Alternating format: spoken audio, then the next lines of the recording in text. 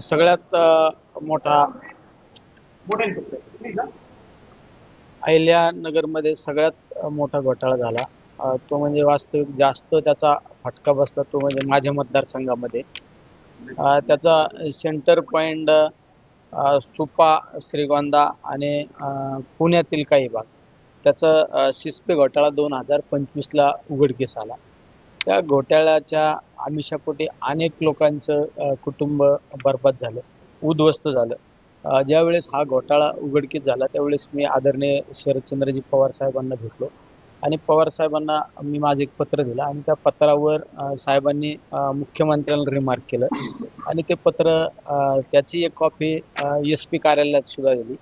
नंतरच्या कालखंडामध्ये ते आरोपी ज्यावेळेस आम्हाला समजलं की दुबईमध्ये आरोपी आहेत, त्यावेळेस दुबईमध्ये आरोपी लपून बसल्याची ज्यावेळेस माहिती मिळाली त्यावेळेस सप्टेंबर 2025ला मी माझ्या काही सहकाऱ्यांची टीम दुबई या ठिकाणी पाठवली आणि त्यांच्या प्रत्येक बारीक हालचालीवर लक्ष ठेवलं. त्यांचे त्याबाबत वास्तव्य कुठे आहे, ते कुठला व्यवसाय करतात, त्या सगळ्या माहित्या गोळा करण्यासाठी आम्ही प्रयत्न केले आणि ज्या ज्या माहिती आम्हाला समजली ती माहिती आम्ही पोलीस अधीक्षक कार्यालय नगर या ठिकाणी आम्ही त्या माहित्या त्यावेळेचे तत्कालीन SP सोमनाथ घारगे होते, त्यांना त्या माहिती आम्ही पुरवण्याचं काम केलं. नंतरच्या कालखंडामध्ये ज्यावेळेस आम्हाला ट्रेस आउट झालं की हे दुबईमध्ये राहतात, हे अशा ठिकाणी राहतात, हे व्यवसाय यांनी अशा पद्धतीचे व्यवसाय सुरू करण्याचा प्रयत्न करत आहे, त्यावेळेस आपण 9 फेब्रुवारी 2026 रोजी देशाचे गृहमंत्री अमित शाह साहेबांना भेटून त्यांच्यावर आम्ही इंटरपोल करण्याची मागणी केली आणि CBI चौकशी लावण्याची आम्ही त्यावेळेस मागणी केली आणि चौकशीला गती देण्याच्या संदर्भात मी 2-3 वेळा आदरणीय अमित शाह साहेबांना त्या ठिकाणी भेटलो. नंतरच्या कालखंडामध्ये मार्च 2026 मध्ये इंटरपोलची कारवाई सुरू करण्यात आली एकूण 7 जणांविरोधात. त्यामध्ये अगस्ती मिश्रा, नवनाथ आवताडे, राहुल शामराव काळोखे जो काल पकडला तो, ययाती मिश्रा, शुभम आवताडे, गौरव सुखदेव आणि सुवर्ण आवताडे या 7 जणांवर यांच्यावर इंटरपोलची कारवाई सुरू केली. आमच्या टीमचे सदस्य 2025 पासून दुबईमध्ये कार्यरत होते आणि त्यांनी त्या काळामध्ये अनेक महत्त्वाच्या काही कागदपत्रा सहित माहित्या त्या ठिकाणी गोळा केल्या.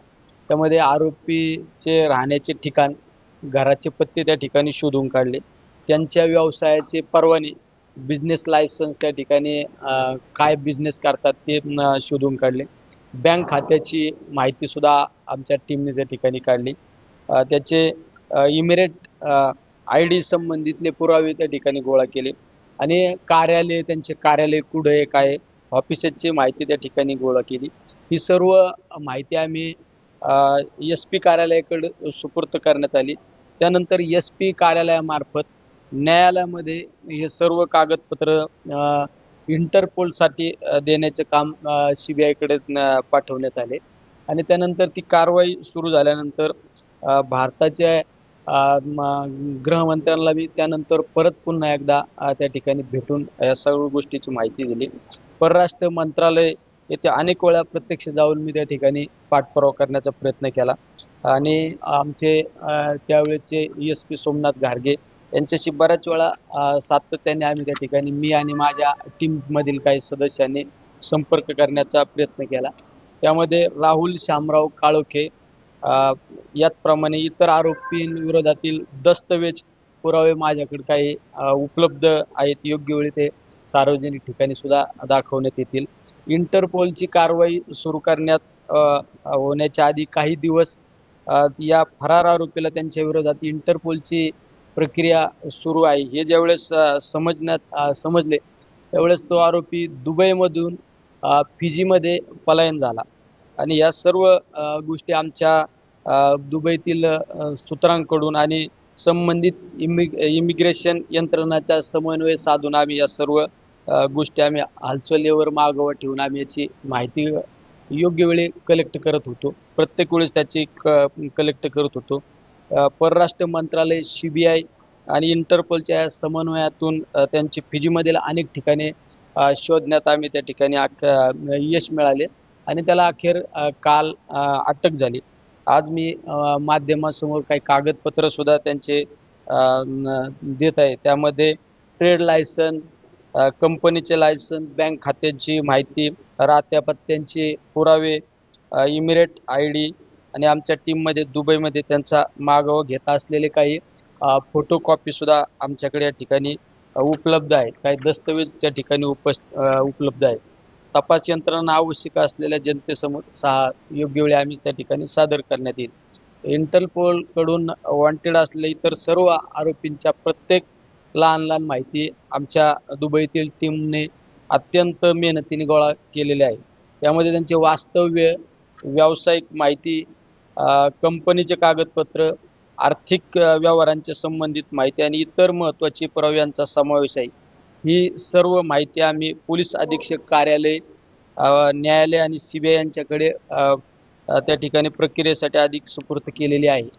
आम्हाला पूर्ण विश्वास आहे की हे सर्व आरोपींवर त्या ठिकाणी गुन्हा दाखल होईल. त्याबाबतले काही कागदपत्र सुद्धा आमच्याकडे त्या ठिकाणी उपलब्ध आहे. असं वाटतं की बराचसा तपास तुम्हीच केलाय, तर मग पोलीस आणि गृह खातं काय करतं? नाही, शेवट आम्ही तपास करण्यामागे कारण आहे की सर्व गोरगरीब लोकांचे पैसे त्यामध्ये गुंतलेले होते.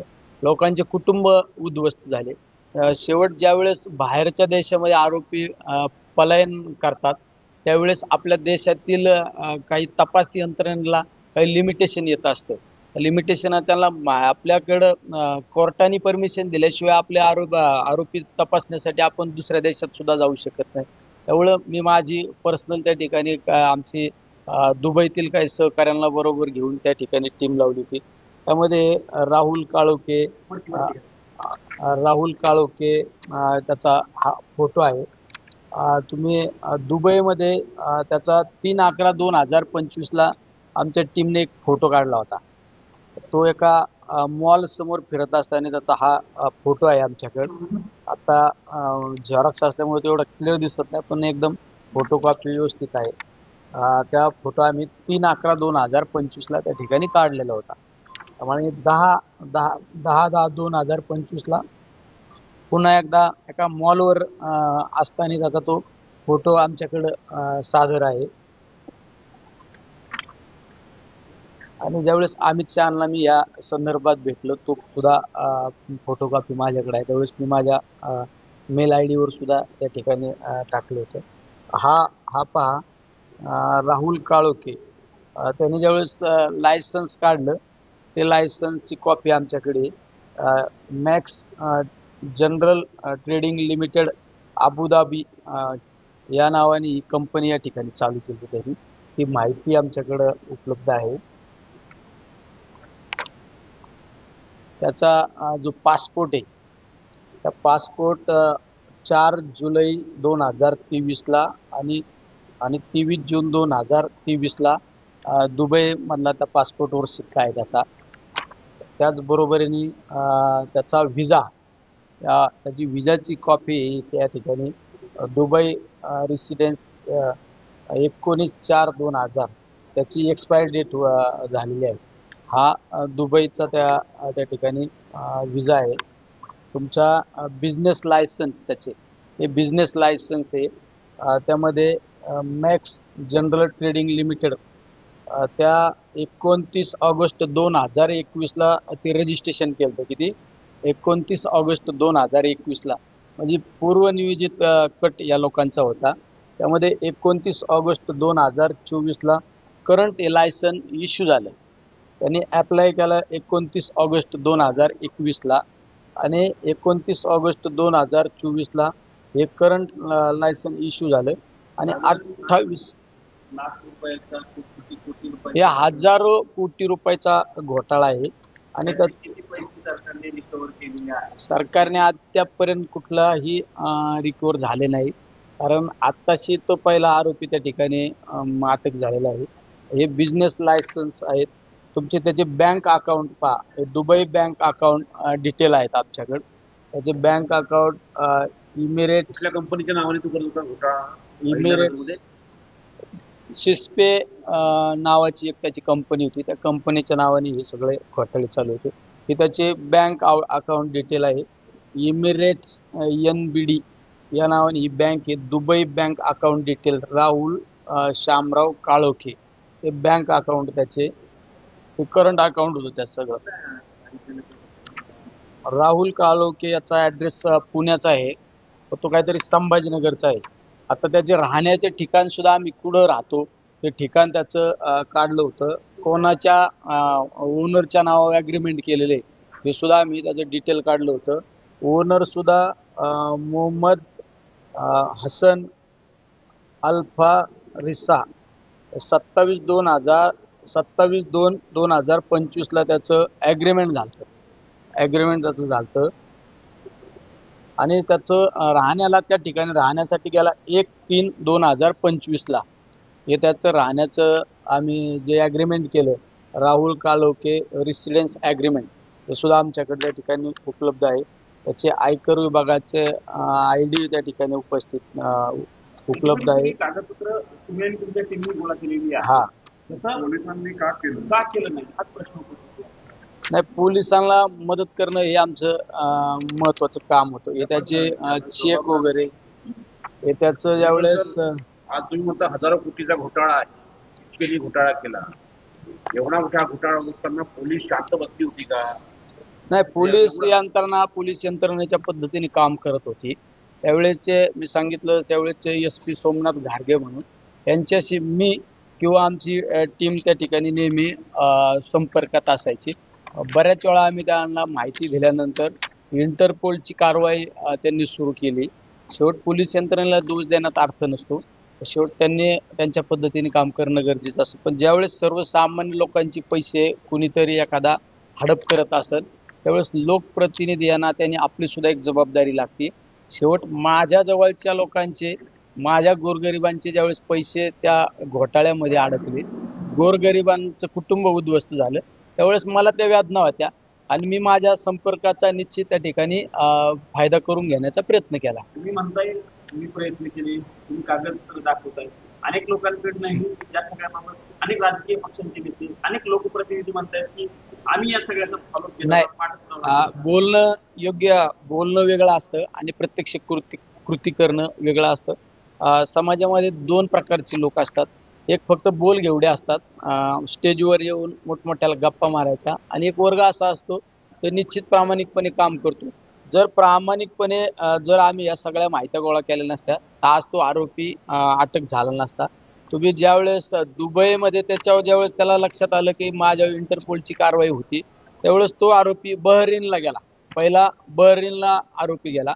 त्यावेळेस आपली टीम बहरीनमध्ये पोहोचल्यानंतर तो फिजीला गेला असताना आपल्या त्या ठिकाणच्या काही यंत्रणेने दुबईच्या पोलिसांना बरोबर घेऊन फिजी गाठली आणि फिजी गाठल्यानंतर तो आरोपी त्या ठिकाणी त्या फिजीच्या पोलिसांना बरोबर घेऊन आरोपी त्या ठिकाणी डिटेक्ट झाला. आणि त्यावेळेस फिजीच्या लोकांनी सांगितलं, पोलीस यंत्रणेने सांगितलं की तो आरोपी तुम्ही दुबईला घेऊन जा. त्यावेळेस आपल्या यंत्रणेने सांगितलं की आरोपी दुबईला नाही पाहिजे, तो इंडियात पाहिजे. याबाबत सुद्धा आम्ही त्या ठिकाणी एकदम प्रामाणिकपणे त्या ठिकाणी काम केलं. काही माहिती आहे तुमच्याकडे? भारतात त्याला आता ज्यावेळेस त्याला अटक केलं, भारताकडे त्याच्या माहिती आल्यानंतर त्याला माझ्या माहितीनुसार आज किंवा उद्या 1-2 दिवसात आणू शकतात.